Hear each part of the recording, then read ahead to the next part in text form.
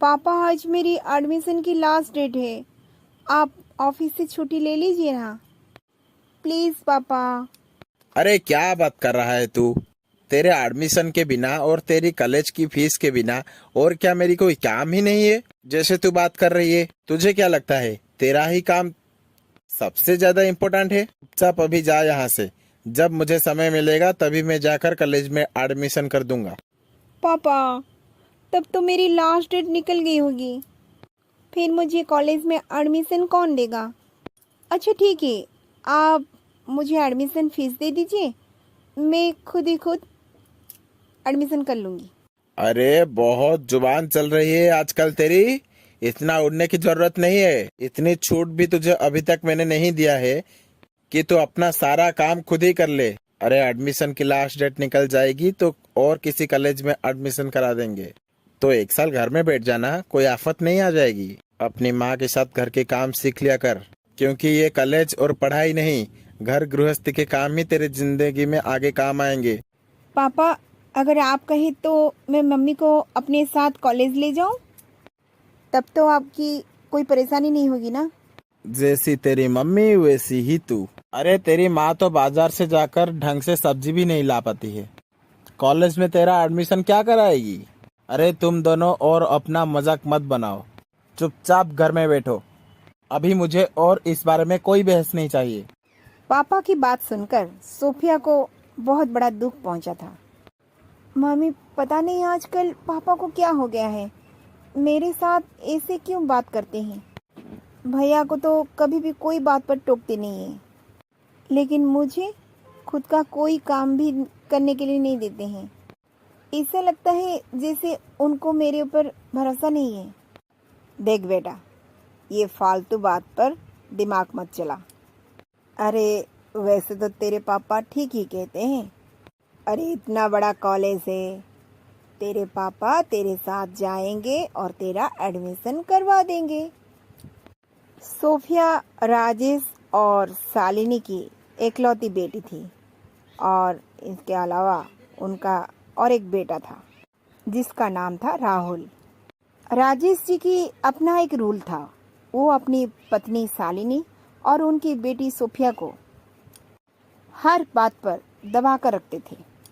उस माँ बेटी को कुछ पहनने की और कहीं बाहर जाने की आज़ादी नहीं थी। उनके जीवन का हर महत्वपूर्ण का निर्णय उनके पापा राजेश जी ले रहे थे। लेकिन पापा की ये हरकत सोफिया को कुछ अजीब सी लग रही थी।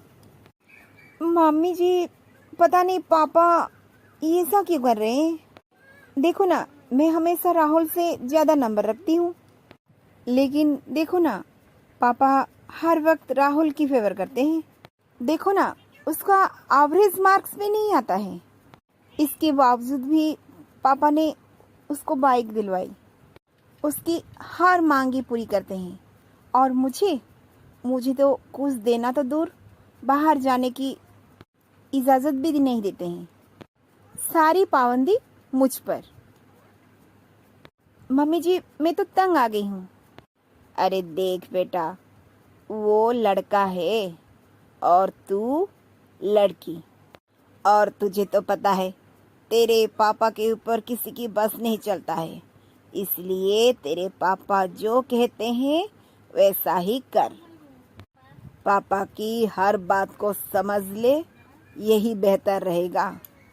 माँ के कहे हुए ये शब्द को सोफिया ने अपने मन को बसा लिया था।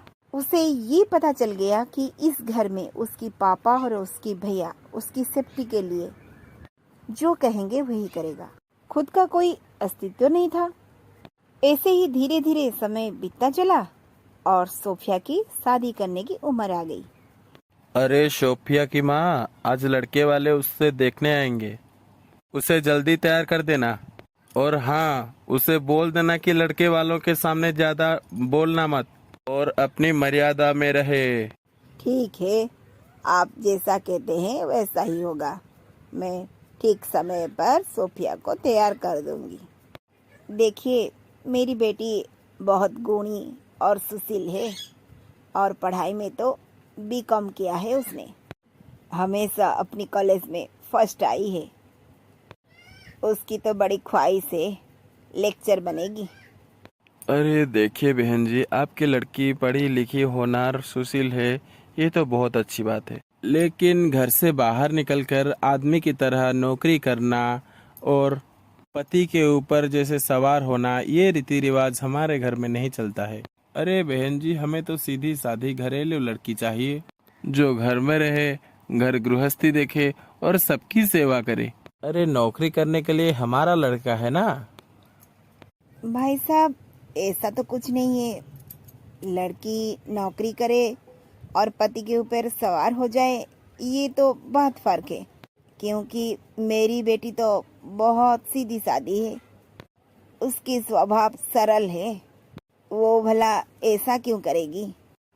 लड़की नौकरी ना करे, ये तो आपकी कोई गलतफहमी है। अरे लड़के वालों के साथ बात करने के लिए मैं हूँ ना। तुम सोफिया को लेकर अंदर जाओ, मैं बात करता हूँ इन लोगों से। अरे तुम्हारी इतना चिंता करने की कोई जरूरत नहीं। शादी के बाद लड़की नौकरी करेगी या फिर घर में रहेगी, ये बात ये लोग ही चिंता करेंगे। पति के मुंह से ऐसी बातें सुनकर शालिनी अपनी बेटी सोफिया को लेकर अंदर चली गई। मम्मी, मुझे ये लड़का कुछ नहीं ठीक लगा।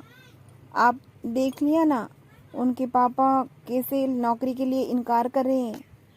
अगर मेरी शादी इस लड़का से हुई तो ये मुझे अपने घर में 4 दीवार के अंदर कैद करके रख लेंगे।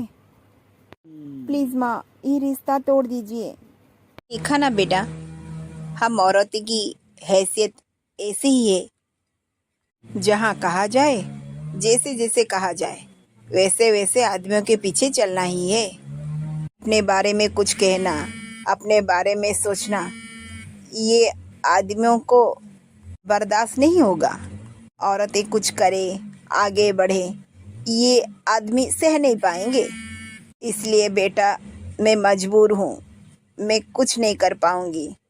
इसलिए मैं कहती हूँ तुम मान जा, क्योंकि तेरे पापा जो चाहेंगे वही करेंगे।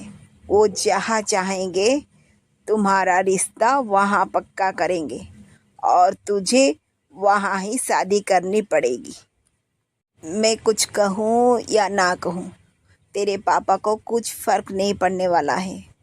मैं बस इतना कर सकूँगी, भगवान से प्रार्थना करूँगी तू जहाँ रहे वहाँ खुश रहे, क्योंकि तेरी ज़िंदगी मेरी जैसा नहीं बनना चाहिए। माँ, सच बताऊँ, मैं शादी ही नहीं करना चाहती। क्या ज़रूरत है शादी की? देखिए ना, मैं पढ़ी लिखी हूँ। अगर मौका मिले कहीं अच्छी नौकरी कर सकती हूँ। पहले से ही जीवन भर पापा की हर आदेश मान चुकी हूँ। अरे माँ, एक काम करो ना, मैं नौकरी करती हूँ और आप मेरे साथ चलिए। हम माँ बेटी सुकून से रहेंगे। अरे बावली हो गई है क्या? ऐसे सोच भी कैसे सकती है? अरे तू क्या चाहती है कि मैं तेरे पापा को अकेले छोड़कर चली जाऊं? देख बेटा, औरत जितना भी आगे बढ़े, लेकिन उसकी ज़िंदगी में एक आदमी के नाम होना ही चाहिए। क्योंकि हमारी ये जो समाज है ना, अकेली औरत को नोच के खा जाएगी। जब लड़कियां अकेली बाहर निकलती है ना, तो हमारी समाज में कैसी कैसी नज़र में उसे देखा जाता है। इसलिए जब लड़की घर से बाहर निकलती है, उसके साथ कोई अपना भाई, पिता जैसे पति साथ चले, तो कोई ऐसे खराब नज़र उठाकर नहीं देख सकती। इसलिए बेटा, एक औरत का अपना कोई अस्तित्व नहीं होता है। जब तक एक लड़की का शादी नहीं होती है ना, तब तक उसकी पिता और भैया उसका ही सब कुछ होते हैं। और शादी के बाद उस लड़की की हक अपने पति की होती है।